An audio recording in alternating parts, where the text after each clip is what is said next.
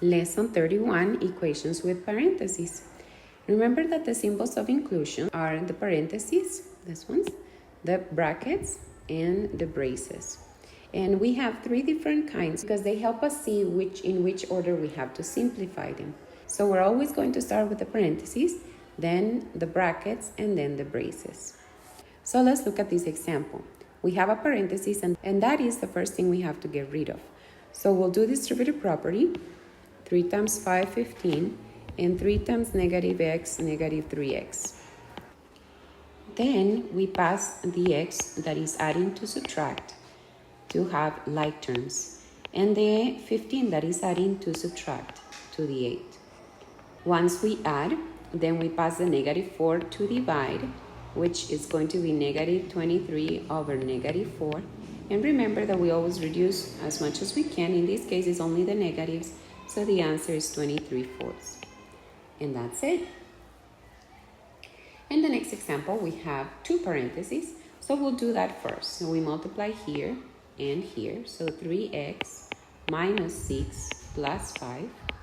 And then in the other side, we have to multiply negative 7 times 2, which is negative 14x, and negative 7 times negative 1, which is positive 7. Then we pass the negative 14 to add, and the negative 6 goes to add to the other side, and the 5 to subtract. Remember to always do the opposite operation. So 17x equals 8, and the 17 that is multiplying is going to go to divide. And that's our answer. In this next exercise, what we have is a negative in front of a parenthesis. That negative is like a negative 1. And what we have to remember is that a negative in front of a parenthesis, what it does is that it changes the signs. That's all it does. So we change the 7x to minus 7x and the negative 3 to positive 3. That's it. Its distributive property is the same. And when we do that, we just change the signs. In the same way, we do the other one, but in this case, we have to multiply by negative 7. So negative 7x minus 21. Now notice, when I pass the 7 to add, the x's cancel each other.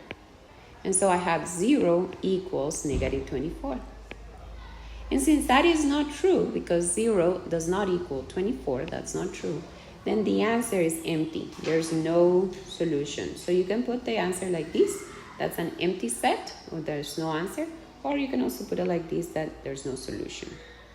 Let's go to the next example. We have some negatives in front of parentheses, so we're going to use this rule that we found here. So we're going to change the signs.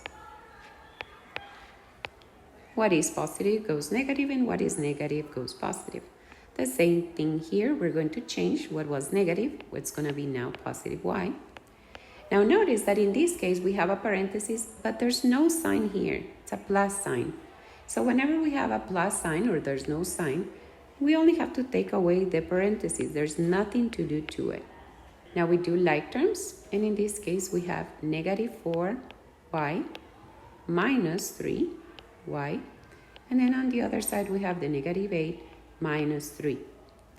This is negative 7y, which is negative 11, and then I'll finish here, y equals negative 11 over negative 7. Remember that negative 7 goes negative to divide. And this simplified is just positive 11 over 7. And that's it. It's a very simple lesson. Just remember to do this distributive property to get rid of the parentheses before continuing with anything else. All right, have fun doing math, and I'll see you in the next lesson.